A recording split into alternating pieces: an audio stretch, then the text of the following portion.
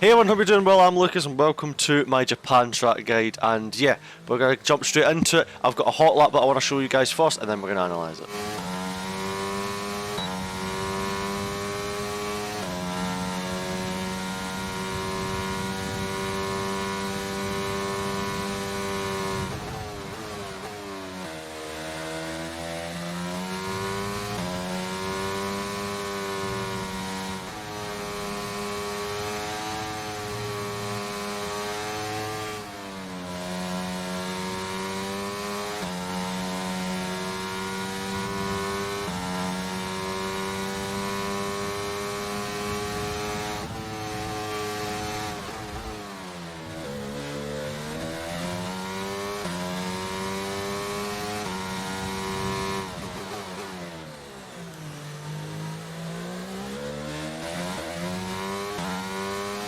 Damn.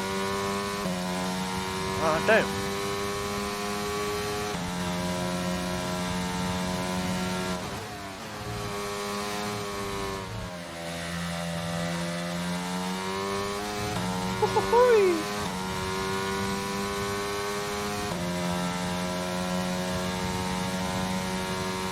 Oh my Jesus.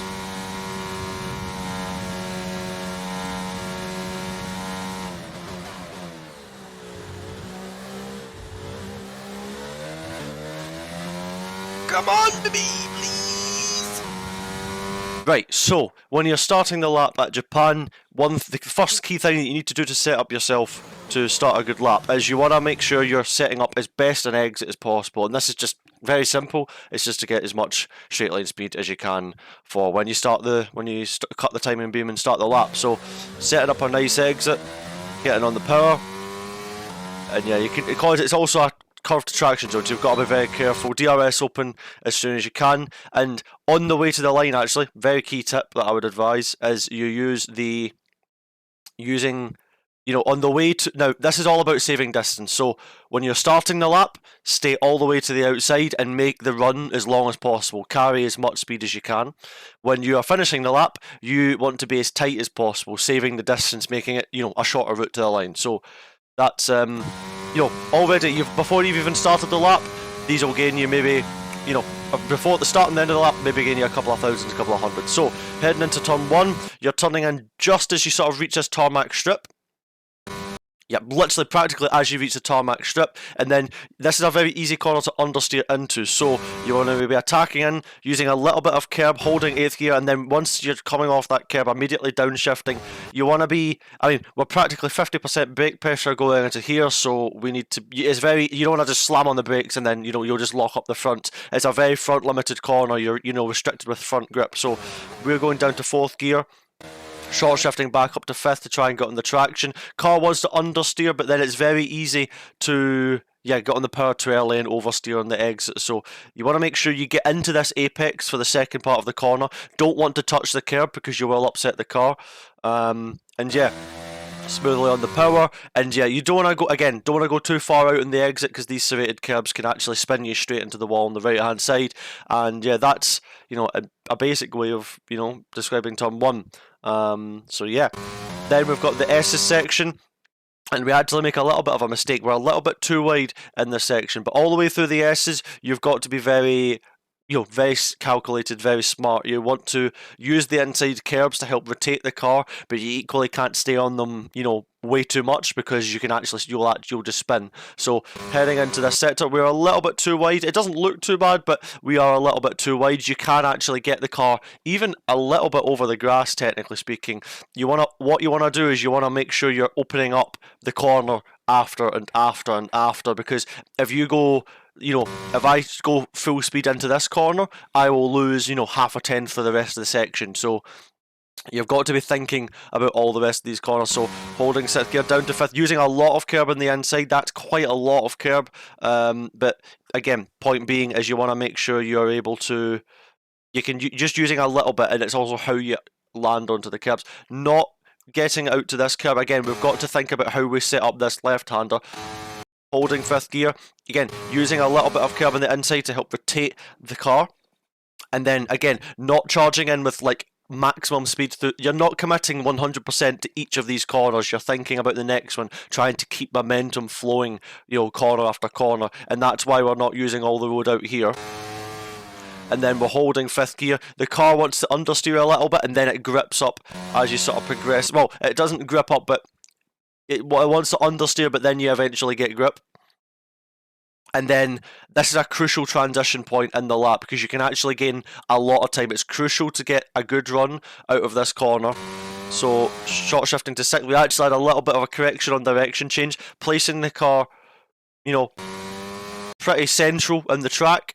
And then 6th gear, tiny lift for about, I can't actually see how much lift it is, but you know, a little bit of a lift just to stable, you know, balance the car. You do not want to run too wide onto this curb, nor do you want to use, you don't want to touch this curb, because if you touch this curb, you know, with the car compressing up the hill, because when you go up the hill you're compressing, so you're getting more grip at this point, because you're not grip limited at this stage. It's very easy to lose the rear in this corner.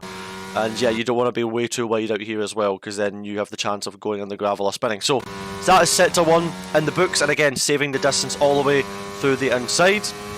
And then starting sector 2 now, we've cut the beam, and your 50-meter board here is your best friend. And if it isn't here, it's up here, so you're kind of good no matter what if this one gets taken out. Now, Degna 1, Degna 2, very hard corners to really nail. It's very tricky. So you're entering, we're on 7th gear, we drop it down to 6th, we do cut over the inside a little bit. It's very hard to do because the car, depending on the setup and stuff, doesn't like to go over these curbs, and it wants to bottom out and ground out, and it likes to push you wide. But the ideal line, if you can, is, you know, turning in just before the 50-meter board, dropping it to 6th, and then once you get, you don't want to be too wide. If you're too wide through Degna 1, it means your exit's compromised, you lose time before you even get to the next corner, you lose momentum. Very easy to lose a lot of time in these two corners, so that's one thing to keep in mind.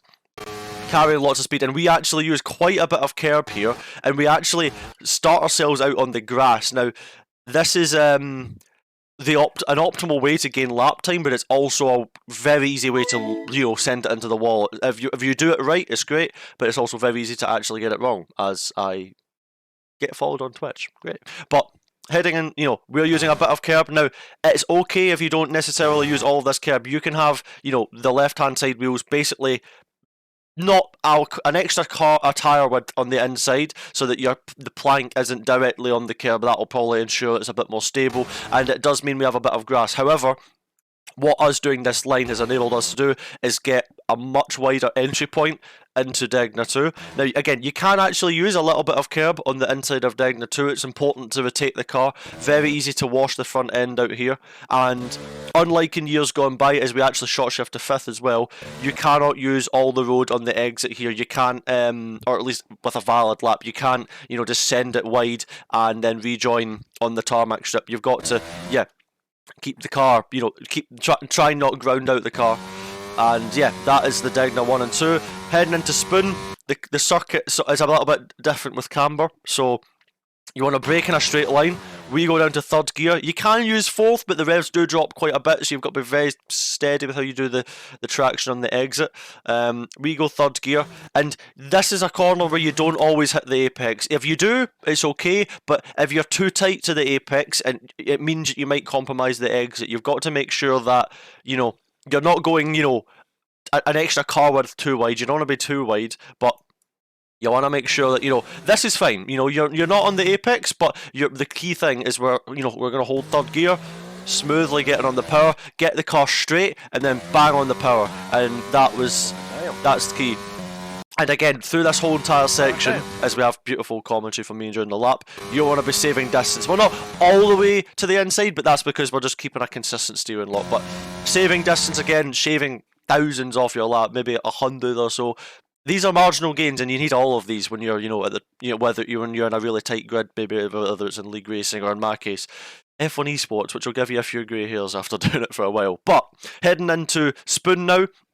final actual corner of sector 2, and you, again, 50 meter board, your best friend in this situation. So you're basically, you approach 50 meter board, and it's basically just as you're passing it or just as you're on it, you are starting to turn in to spoon. Now, you can't, using the curbs here is critical, and on the entry, you want to be, you know, we're right up to the white line here. You want to maximize the angle of entry going into here, or the track width of entry, whatever way you want to word it. You get what I mean?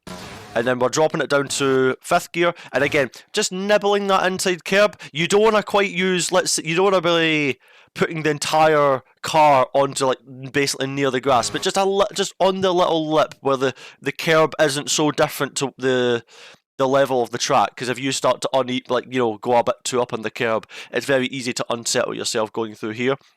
And then once you're past Apex 1, you want to be trying to get as much on the power as you can without unbalancing the car. You know, it's better to be, let's say, under the limit on the power than, you know, over the limit and then, you know, ruining the exit. Again, Suzuka has a lot of combined corners. You've got to think about the next corner. You can't commit 100% and then the next corner's like 50%. It's got to be the right balance and thinking of exits, thinking of continuing that momentum. It's keeping that speed up. So, this is close to perfection.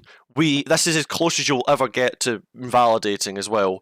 We're talking about maximizing track width, right?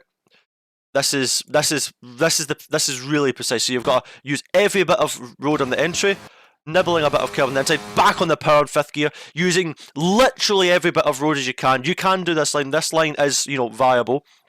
But then again, you've got to be careful that when you come back off the curb, you're not putting too much energy into the rear of the car, because then you can quite quickly spin or overload it, and your tyre temperatures will be, you know, coming up as well, especially by the exit down to 5th gear. We're literally like in line with the bottom part of the curb. We're not exactly touching it. You can use it a tiny bit, but you know, this was just perfectly flowing, keeping that speed up. Banging on the power, and again, on the final exit curb, you don't want to be using too much. You don't want to be out on this, you know, darker green part, because you will kill momentum, and momentum is your best friend all the way down here. So that spoon, keeping the car as tight as possible on the inside. Again, you have your split now, and then through 130R, again, saving distance a little bit, and then this is probably one of the most nervous parts of the lap. In fact, it is the most nervous part of the lap, especially when you're on a good lap. So you're braking just before 100 meters. Yep. So you can see 100 meter approaches, and we're already on the base. So you're braking before 100 meters, maybe even a little bit earlier, because you know this is when you're on the limit. And we drop to 4th gear, braking in a straight line for the heavy part, and then we start to, you know, release the brake, turn the car in, classic trail braking, down to 4th gear, and then this is crucial. Now, the final chicane on the F1 game around Suzuka, it's not traditional. You don't go around the red curbs. You cut, and as much as you can get away with, for that matter. So, as you can see, we are cutting over this inside curb with the full car within the track limits, you know, not putting all 4 tyres outside the white lines.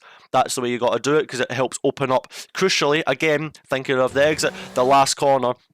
And again, you don't want to commit too hard to the first apex. If you carry too much speed or brake too late into that right-hander, then you're in trouble for the last corner. And trust me, you can throw an entire lap away in these 2 corners. It's very easy done. It's all about being measured all the way through this lap. You can't overcommit to one and ruin the next. It's all one after the other. That's the idea that I'm trying to implement, you know, as we go through this video. Now we've got the second last corner, really.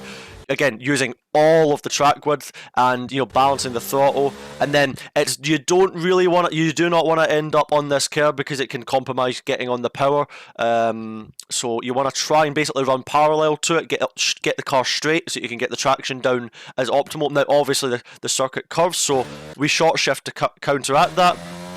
Banging on the power, and you can hear me scream now, but again, saving the distance, DRS open as soon as you can, and you cut the beam, and that, as I scream, that is my track guide to Suzuka. Now, let me know how this advice helped you guys in the comments, if it did, if it didn't. Yeah, I really want to hear your guys' feedback and any, you know, anything you would like to see in future track guides in the future. But hope you enjoyed the video. Thank you very much for watching, and I'll see you guys in the next one. So take care, everybody. Love you all. Ciao.